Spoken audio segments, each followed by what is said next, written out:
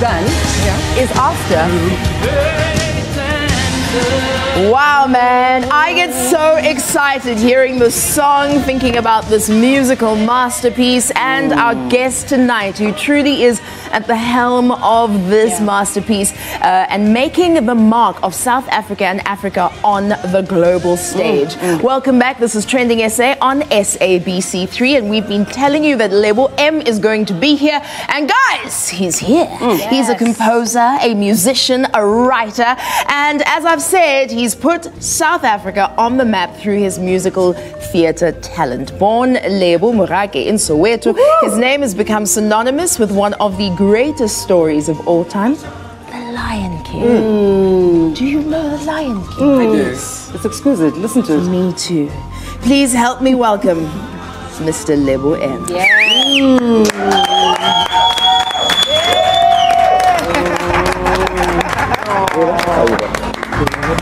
Welcome, sir. Good evening. Yes, yes. Umpeta kwa. Dumela. Pretende kaya po. Hey, Osio. Mang. Oh. Okay. But well,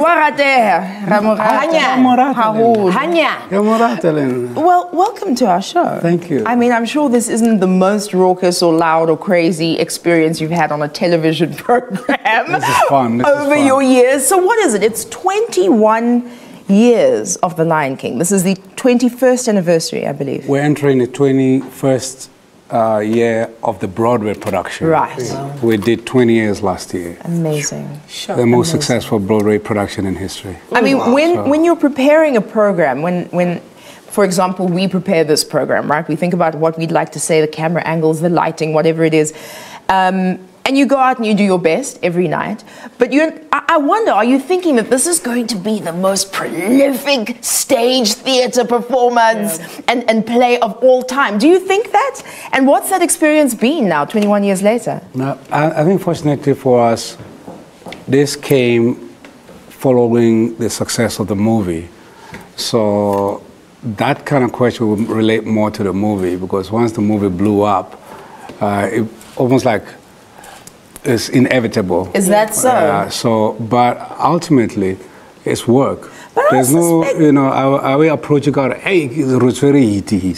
It's work, and it took a long time to put it together. I could quite do it. But I really do suspect that the theatre production would still be one of the most iconic. Had the film, it obviously put it into the stratosphere, but it would have still been iconic, I believe. It's my opinion. No, actually, yeah, because if you look at the movie is like one big long movie. You know? If you watch the Broadway production, it's actually the first act is most of the movie. Right. Okay. The second act is really an inspiration of the movie, but it's really a new story, a continuation of a new story. It's wait, there's more. Exactly, yes. And it turned out to be a great success and a great formula because it's a standalone. It would have been a success anyway without it as being a follow-up to the movie. But it doesn't really matter because it came after the movie. Okay. Yeah. I want to go back a bit. Here you are, a young boy who's really interested in entertainment more than anything else. That's what I am. Still are. Yeah. And you find yourself in nightclubs performing when you're actually underage. How did that even come about? I'm from Soweto, Kotladi, Kintwana Kotladi. And I'm part of the 76 generation. So I guess that's probably like the best way to start this 40-year story in 5 seconds. Post-76, school was there, but it was not as a consistency the way school is today. But before that, and regardless to that, I'm one of those young kids who, I'm a youth club kid. I was ballroom dancing at the age 6, 7, and 9, and I was hot. You say so yourself. No lies. You were hot. So, Kintwana Kotladi Youth Club, as a ballroom dancer. Okay. As a ballroom dancer. So in Kotladi Youth Club, the love for the arts started there, with or without the 76 generation political dispensation. And that then goes from the youth club to being the youngest in the street bands. They're entertainer, but I was also spanning on the street bands. And I happened to, I don't know if it's luck or destiny, there was a club called the Pelican in Orlando. And the Pelican was the club in South Africa then. And a friend of mine I was walking with him, because good landing you can walk for 2, 3, 7 hours and don't pay attention then. Now you got Uber. It turns out he knew that I'm a singer and then walked into this club. They were doing a rehearsal and a particular background singer was not there. So I remember very specifically it was Maralo's rehearsal. Maralo was at that time, you know, and as she is now, very iconic, you know, and was the greats of the country. If you didn't play the Pelican, you were not a musician. So this voice was missing, and Ivan Sillo just said, no, he can sing it. And I'm just sitting there, a 14-year-old kid, and they threw me on stage, and I was there from 6:15 until 4 a.m. because I ended up being a back. At that time, you know, you have your immediate family and then you have relatives. Of course. So it's not like today. I mean, when my son or my daughter is not around for 15 minutes, I call the whole world. The way I grew up, and when some of us grew up, the whole "it takes a village" was a reality. You know, of course, if you're not home for 2, 3, 4 days, somebody gets sent. There's no text that gets sent. Somebody got sent. Someone will check on Molemo. Now, so that's really how it happened. And I ended up being a background singer called Pelican. Amazing. Some of the greatest musicians then, even now. And that's really how I got into the music scene at age 14. It sounds like you're in a very good space. You're young, you're 14, you're exposed to music, something that you really, really love.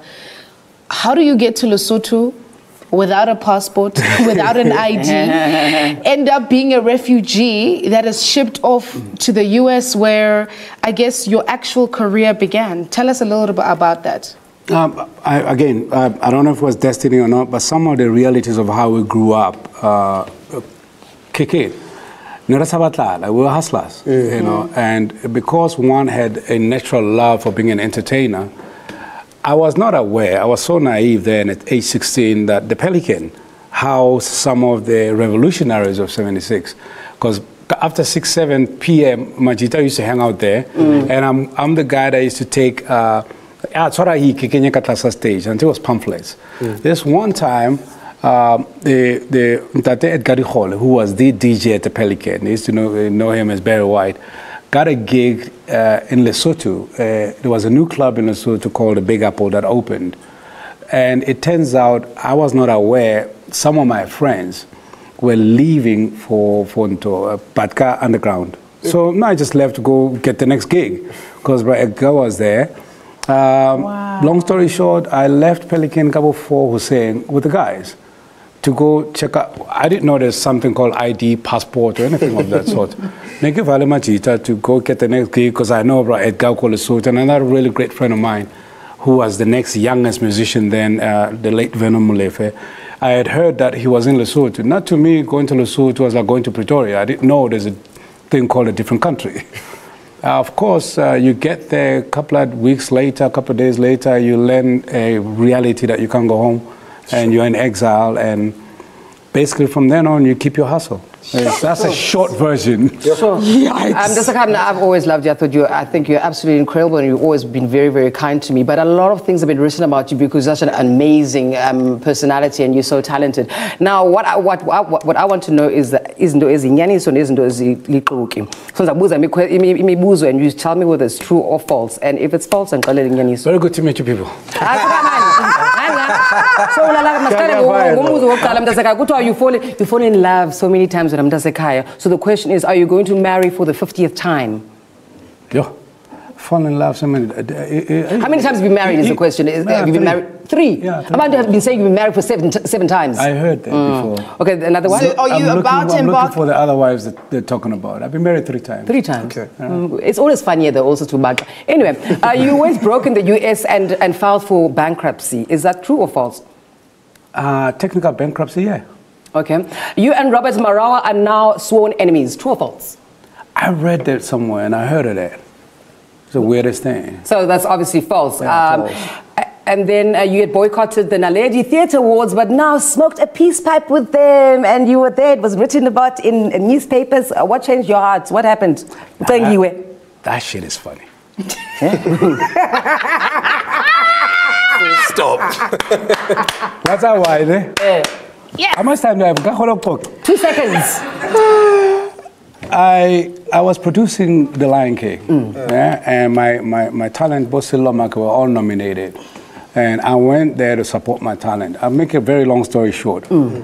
I sit down and I look at the program and I ask my guys, do you have a special invitation for me? Well, nah, we made you come here to support your ex. Turns out, I learned when I'm sitting down that I'm nominated for the biggest award that night. So I didn't know. That's a short version. The next thing, The Lion King is the winner. I go up there and I'm clueless. I don't have a speech. Front row is the talented Lion King, Wasillo. They didn't win anything, which is the first time in the history of The Lion King, because all over the world we had won everything. Long story short, now, you know, when you're making a speech that you are not prepared for, and the people that are in front of you are the angriest in the entire thing, I said one or two friendly things. And then, before you know it, I felt huge tension. The funniest thing, I've never talked about this before. The funniest thing is, when I said some really nice things, if you like go back to that tape, there's nothing really controversial I said. I observed the funniest thing that made me run away from stage. Black people kept saying, boo, Lebo, boo, ne? Now, white people sit next to black people thought I was being booed. So I'm having this weirdest thing in this tense moment. Boo, Lebo, boo, boo. I'm just checking this thing out. And then I forgot that I'm here to receive an award that I was not ready for. And then I left. And the next day, I became more famous in South Africa the next day more than any other thing, but I'm racist, I boycotted. I said, this was funny. I couldn't just, I realized I said something really important, and I'm looking at two kinds of South Africa in front of me, and it was funny. What an interesting reflection of everything that transition is, right? Everything old, new, moving forward, that tension all in one moment. You know what, that's actually true. Now what happens is when I leave the stage, stuff is said, then becomes technical. Or I was late, blah, blah. And I was not late. I was actually the earliest person. I think as a producer, I'm kind of like aware of those kind of things when you get caught off guard as a producer and you say one or two things, and that led to me suing for defamation of character. We should have known that you'd be such an exceptional storyteller. Please will you stay with us until the end of the show. So we're going to go to an ad break, and then please remain with us for the last segment. Yes? Yes. We're actually going to give you no option. Mr. Lebo M is going to be here for the next segment of this. This is TrendingSA. Like this more.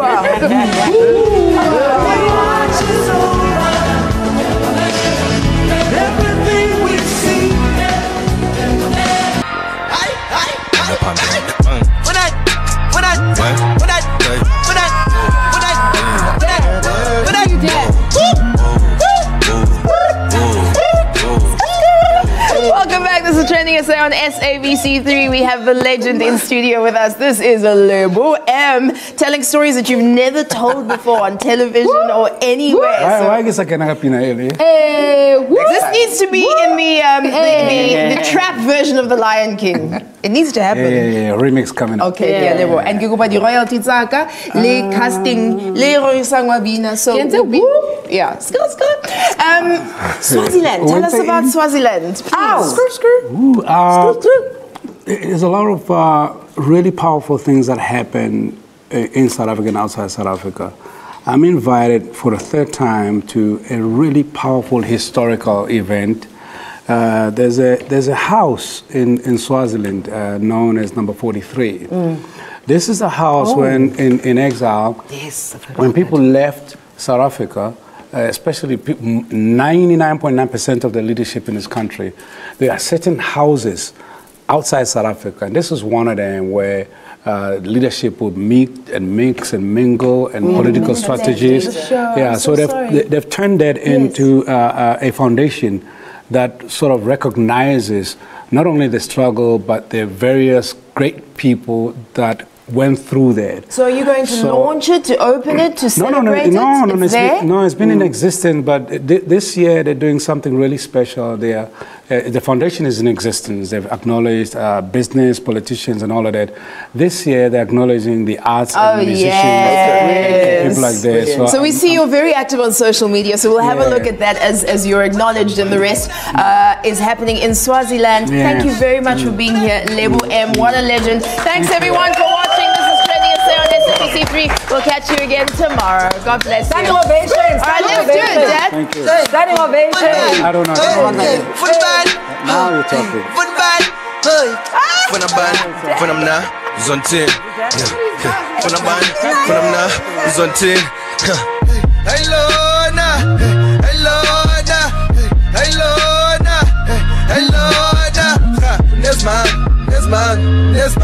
Right? Where? Support. Your mouth like